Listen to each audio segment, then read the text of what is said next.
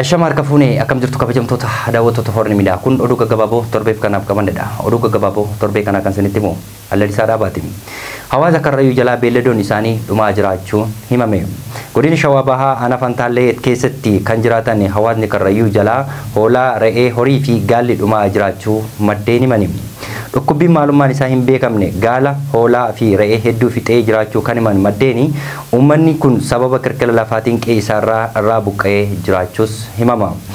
Rakkoon kirkira lafaa cinaattis hongee fi dhukkubni beelladoota isaanii fixee jiraachuu kan himan yaaddoo guddaas akka qabanis himani. Hawaasni Karrayyuu rakkoo sadii qabaachuu kan himan yoo ta'u rakkoon kirkira lafaa, rakkoo nageenyaa fi rakkoo hongeetiin miidhamaa jiraachuus himatani.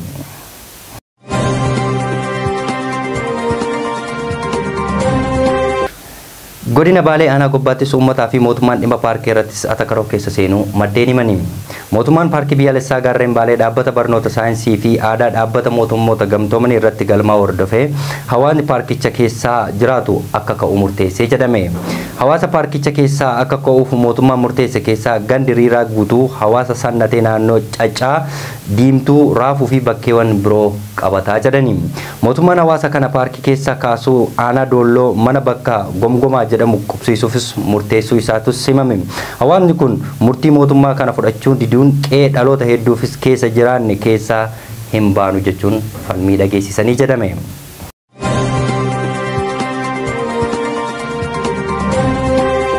Ministeerri muummee Itoophiyaa Abiy Ahmed ministeera dhimma alaa Ameerikaa Marco Rubio waliin mari'atanii jedhame. Ministeerri muummee Itoophiyaa Abiy Ahmed fi ministeerri dhimma alaa Ameerikaa tasgabbii gaanfa Afrikaa dabalatee dhimmoota waliin wal qabatan irrattis hariiroo biyyoota lamaanii cimsuufis fedhii akka qabanis mari'ataniiru jedhame.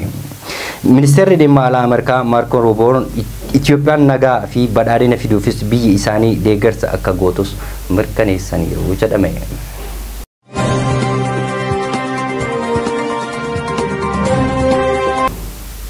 Kutaaleen hawaasa naannoo Oromiyaa adda addaa EBS qabiyyee sobaa facaasuun duula jibbinsa uummata irrattis kakaasuun miidhaa qaqqabe akka itti gaafatamus himame.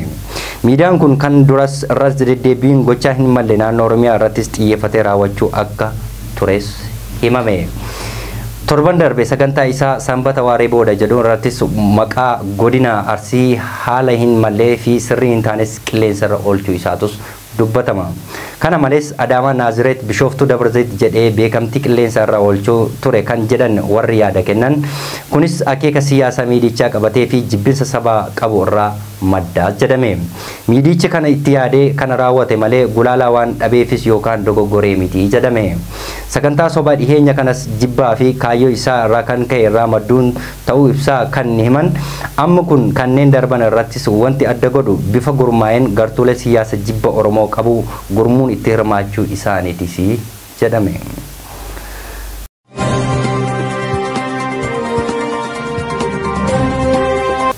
Ministeerri muummee Abiy Ahmed uummanni Tigraay nama bulchiinsa yeroo Tigraay waggaa tokko itti aanuuf hoogganuu danda'a jedhee amanu eeruu akka kennu waamicha dhiyeessanii jedhame. Gareen adda bilisummaa uummata Tigraay abuuntaan kan Dabrasoon Gabra Mikalfaatiin durfamu immoo Jeneraal Taaddasee Waradee pirezidaantii akka ta'an koreen giddu galeessaa abuuntaa murteessee jira jechuunis eeruu gaafachuun ministeera muummee kan mormu uummanni yaada karaa hin malleen dhiyeessuu sirrii miti jedhani. Ministeerri muummee Abiy Ahmed guyyaa darbee uummata Tigraay guutuufis waamicha taasisaniin akkaataa heera mootummaa federaalaa keeyyata 62 muraasa galii fi labsii 359 bara 1995 akkasumas waliigaltee Viiktooriyaa fi dambii mana marii ministeerotaa keewwata 533 muraa 2025tti mootummaan federaalaa gidduu seenee bulchiinsa yeroo waggaa 2 qofaa kan ture ta'a jedhanii haa ta'u malee sababii sirrii hin taane yoo jiraate yeroon bulchiinsa yeroo dheerachuu ni danda'a jedhani.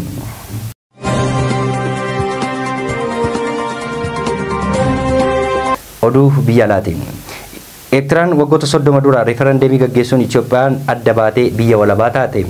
Ergasii walitti dhufeenya biyyoota lamaanii waraanaan muddama walgaareffannaa fi yeroo gabaabaaf ammoo hariiroo gaariitu ture jedhame.